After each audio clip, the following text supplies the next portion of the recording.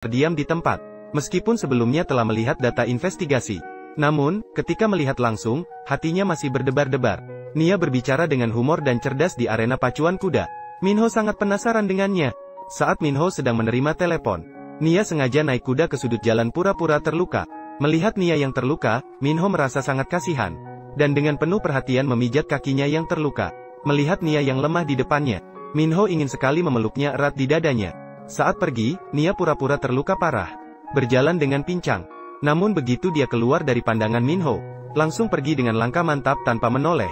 Malam itu, Nanshun memberitahu Nia bahwa pria yang menabrak ibunya juga sudah tertangkap. Nia merasa muak saat memikirkan pria itu. Dia ingin sekali menghancurkannya di tempat. Mengetahui dari mulut pemilik bar, supir ini memiliki reputasi buruk, maka mereka memasang perangkap di meja perjudian. Pertama, biarkan supir itu menang besar. Kemudian manfaatkan psikologi penjudi. Biarkan dia jatuh langsung dari surga ke bumi. Nanshun memberitahu Ensu tentang karakter sopir. Dia pasti akan menyalahgunakan uang publik keluarga konglomerat. Lalu langsung pergi ke kantor polisi untuk melaporkannya. Biarkan dia menghabiskan sisa hidupnya di penjara. Namun Ensu tidak berniat membiarkannya begitu saja. Dia ingin membuat pelaku yang menyakiti ibunya ini mengalami penderitaan yang sama seperti ibunya. Sopir yang tidak bertanggung jawab jatuh ke perangkap Ensu. Berutang dalam jumlah besar. Tidak membayar hutang dan dikejar oleh perusahaan penagih hutang. Dia diberitahu harus melunasi utang 1 miliar dalam 3 hari. Jika tidak, dia akan menghilang dari dunia ini. Sopir yang terdesak menelepon suami konglomerat, mengancam akan mengungkapkan kejahatan yang dilakukan terhadap ibu Ensu. Jika istri konglomerat tidak memberinya uang, dia akan melaporkannya ke kantor polisi. Karena memiliki pegangan atas sopir. Meskipun marah sampai memuncak, namun tidak berani menolak permintaan sopir. Nyonya ingin agar suaminya tidak mengetahui bahwa ini adalah terakhir kalinya ia membantunya, dan juga melarangnya untuk memberitahu ketua. Supir setuju untuk merahasiakan rahasia itu. Namun segera memberitahukan ketua begitu berbalik. Ketua sangat bingung. Apa sebenarnya rahasia yang disembunyikan oleh istri dan supir?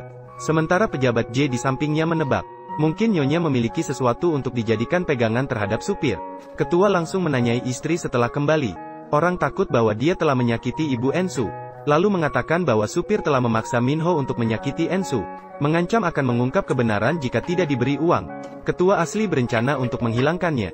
Demi memperluas kekuasaannya, ketua meminta Minho untuk memperkenalkan Ensu kepada jaksa Xin Yuan. Xin Yuan tampaknya sangat tertarik pada Ensu. Minho menghubungi Ensu untuk mengundangnya datang ke perusahaan besok, dan mengatakan bahwa akan memperkenalkan kejaksaan kepadanya. Setelah mendengar berita, Ensu dengan senang hati menyetujuinya. Ini juga sesuai dengan keinginannya, untuk merusak hubungan saudara laki-laki Minho dan Siwon. Saat Siwon melihat Ensu di depannya, dia terkejut. Meskipun dia merasa curiga di dalam hatinya, namun, dia tidak menunjukkan emosi sedikit pun di wajahnya. Sebagai jaksa, kejiwaan Ming cukup stabil. Namun yang tidak dia ketahui adalah dalam waktu dekat, karena balas dendam dan tindakan Ensu akan membuatnya dan saudara laki-laki yang sangat dekat ini berbalik menentang satu sama lain. Saat itu Minho menyarankan untuk makan bersama. Namun Ensu untuk memecah belah hubungan mereka, malah mengatakan ingin makan malam bersama Siwon saja. Hal ini membuat Minho sangat kesal di dalam hatinya. Kemudian Ensu juga mengirim pesan singkat untuk mengucapkan terima kasih kepadanya. Sehingga dia menunjukkan kebaikannya kepada Siwon di depannya. Tidak ada terjemahan. Ensu kemudian mengirim pesan kepada Siwon untuk menikmati makan malam bersama. Hal ini membuat Siwon juga tertarik pada Ensu. Semua ini adalah awal dari balas dendam Ensu. Dan sisi lainnya, Min kembali ke rumah setelah bekerja. Menemukan putrinya sedang merangkai sebuah foto. Dia langsung mengenali Ensu di foto tersebut. Foto Ensu akan muncul di sini. Ini bukan Ensu, tapi Miss Xiaoni. Apakah kau pikir aku bodoh? Ini jelas-jelas Xiaoni. Ibunya mengatakan ini bukan Ensu, tapi putri seorang pengusaha hotel Amerika, Xiaoni. Namun Min Qian sangat yakin pada wanita ini. Seperti Ensu 7 tahun yang lalu. Karena mereka seperti saudara sejak kecil. Dia akan mengenalinya bahkan jika Ensu berubah menjadi abu. Untuk mengungkap identitas sebenarnya Ensu, meminta sahabatnya Xiao Ying untuk mengatur pertemuan dengan Ensu. Begitulah dua musuh akan memulai pertarungan besar, untuk membuat Ensu terbuka kelemahannya. Bahkan dengan sengaja mengatakan dia adalah Ensu yang telah meninggal. Ensu merasa marah ketika mendengar hal itu. Namun dia tetap santai dalam menghadapinya. Dia sudah berlatih bertemu dengan Min Qian berkali-kali. Meskipun begitu, Min King masih yakin bahwa dia adalah En. Dia takut Ensu akan datang mencarinya untuk balas dendam. Maka dia mencari ayahnya untuk membantu memeriksanya. Dia memberitahu ayahnya bahwa Xiaoni adalah James, seorang Taipan Amerika. Bukanlah Ensu yang kau maksud. Kakaknya juga memberitahunya bahwa dia sudah memverifikasinya. Wanita bernama Xiaoni itu tidak ada hubungannya dengan Ensu. Namun Min King masih khawatir. Dia menemukan tempat di mana Ensu tinggal lagi. Dia memeriksa apakah Ensu memiliki. Karena Ensu yang telah meninggal pernah melahirkan. Namun yang tak terduga baginya adalah, Ensu telah memperbaiki bekas luka sebelum kembali ke negara. Ying memberitahu Min Qian bahwa perut Ensu sangat rata. Akhirnya Min King percaya. Wanita ini memang bukan mantan kekasihnya. Yang tidak pernah terpikir olehnya adalah, rencana balas dendam Ensu telah mulai berjalan. Ensu melihat villa yang seperti mimpi buruk. Rumahnya dihancurkan oleh konglomerat di sini. Dia pasti akan menghancurkan keluarganya. Di villa ini, dia akan mengubur ibunya. Melihat Ensu yang menawan, dia menciumnya tanpa bisa menahan diri. Ensu juga memanfaatkan kesempatan untuk mencampurkan serbuk misterius ke dalam minuman. Melihat Minho yang pingsan, Ensu mengirim pesan kepada Nanshun bahwa rencana bisa dimulai. Nanshun dengan sengaja mengungkapkan Minho di depan Xiaoying. Xiaoying segera menyadari bahwa Minho telah menipunya.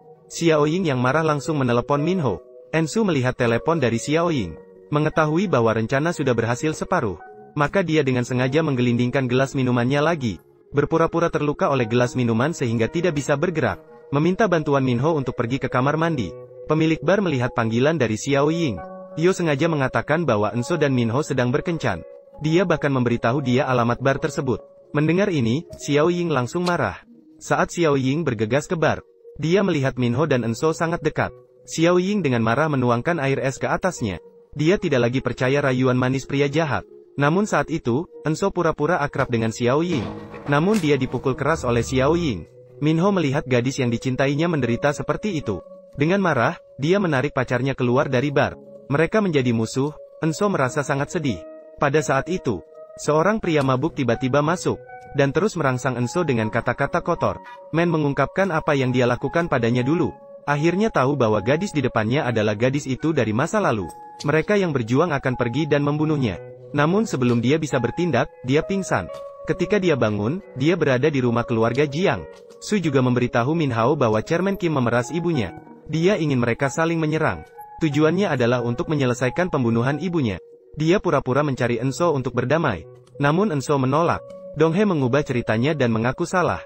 Karena dia memilih wanita kaya dan meninggalkan. Namun Chairman Kim mendengar percakapan itu. Enso sopan menyapa mantan pacarnya. Enso juga melihat Donghae masih memakai cincin pertunangan mereka. Enso harus menahan emosinya. Dia menyatakan bahwa hubungannya dengan Donghae hanya sebatas pekerjaan. Ternyata dia sudah menikah dengan pewaris konglomerat. Jangan selalu memikirkan hal-hal yang tidak perlu. Donghae keluar dari kantor dengan kekecewaan. Sepertinya masih terpikat pada Ensu. Ketua Kim sebenarnya berpikir mereka akan berdamai. Namun hasilnya tak terduga. Dia jelas ingat kemarin. Ne mengakui dia adalah N yang pergi 7 tahun lalu. Untuk memastikan identitas Ensu sekali lagi. Tanpa takut, Ketua Kim sengaja menantang Ensu. Menggambarkan saat Ensu dalam keadaan koma. Menghasut Ensu hingga dia terbuka. Saat Ensu hampir tidak bisa menahan diri. Seorang rekan kerja masuk dengan tergesa-gesa. Dia menggunakan alasan Ketua Kim ingin menyakiti Ensu. Dia dipukul habis-habisan.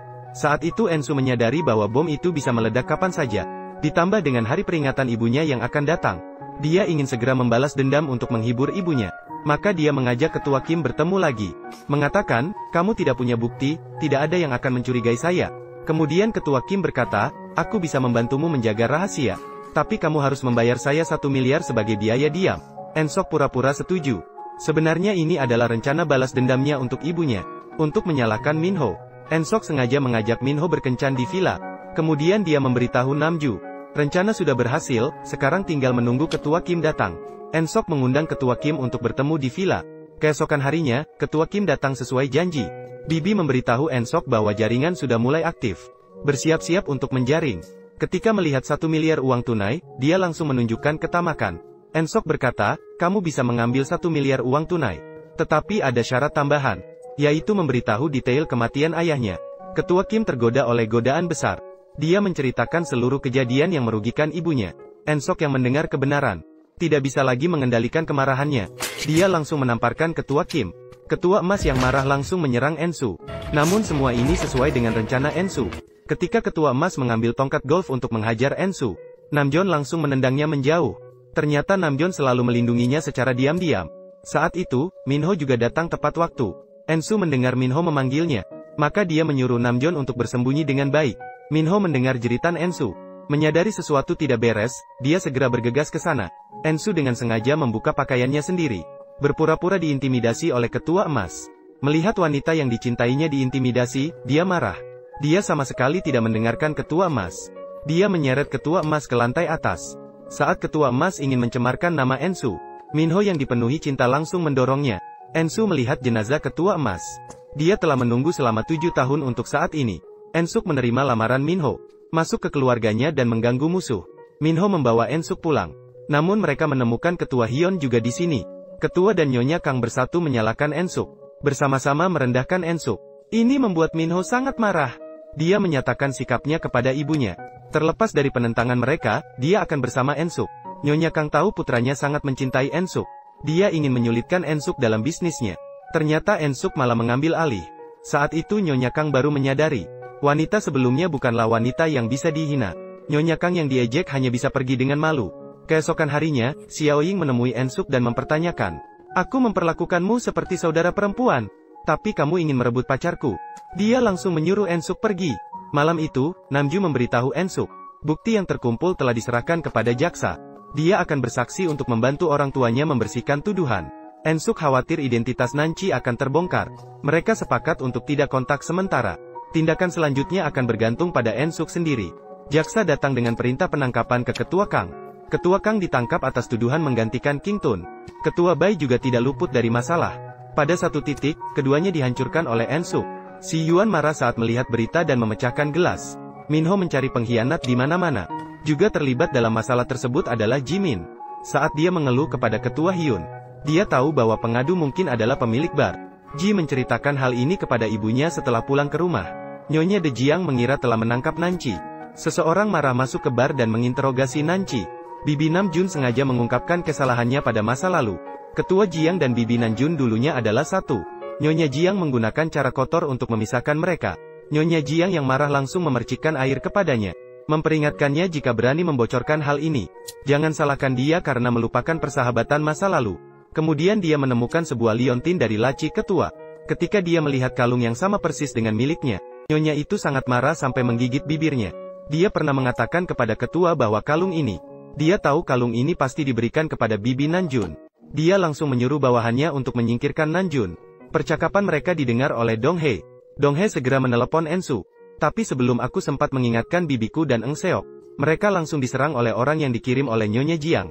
Ensu sekali lagi melihat kerabatnya terjatuh. Namjoon segera pergi ke rumah sakit setelah mendapat kabar.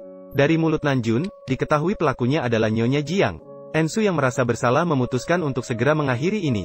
Dengan berat hati, dia memutuskan hubungan satu-satunya dengan orang tuanya. Untuk balas dendam, dia tidak menyisakan celah sedikit pun. Dia pura-pura mencari Minho untuk mengeluhkan kesedihannya. Dia mengungkapkan bahwa dia diusir dari rumah oleh Xiao Ying. Di bawah bimbingan Ensu yang sengaja, Minho langsung menghadapi ibunya. Berharap bisa membawa Ensu tinggal di rumahnya. Asalkan dia menikahi Ensu. Bukan hanya untuk menyelamatkan perusahaan yang hampir bangkrut, tetapi juga untuk membalas dendam pada ayahnya. Setelah pertimbangan yang matang, Nyonya Kang akhirnya setuju dengan saran Minho. Jimin menanyakan kepada Ensu apa yang dia dapatkan dengan menikahi kakaknya. Dia mengatakan kakakmu merayu aku dengan sangat memalukan. Bahkan mengatakan bahwa begitu dia menikah, dia akan mengusirnya. Langkah pertama adalah mengusirnya dengan kasar. Ini membuat Jin marah dan marah. Menarik rambut Ensuk dan hendak memukulnya. Adegan ini terlihat oleh Minho yang masuk. Dia segera pergi ke sana untuk menghentikan adiknya. Bahkan marah-marah padanya seperti seorang wanita jalanan. Bahkan memaksa petugas keamanan mengusirnya dari tempat umum. Ditinggalkan oleh Minho, Xiao Ying justru menemukan dirinya hamil. Dia memberitahu Minho tentang kehamilannya. Berharap bisa mendapatkan kembali hati Minho. Tak disangka, Minho justru menyalahkan dia dengan keras. Seorang wanita menggunakan cara yang sangat rendah. Xiao Ying merasa putus asa melihat sikap Minho. Minho mengancam bahwa dia tidak akan membiarkan anak itu lahir. Dia segera mengatur agar dia dibawa ke rumah sakit. Xiao Ying pergi dengan kebingungan dan kehilangan semangat. Dia tidak pernah menyangka bahwa 10 tahun masa mudanya telah sia-sia.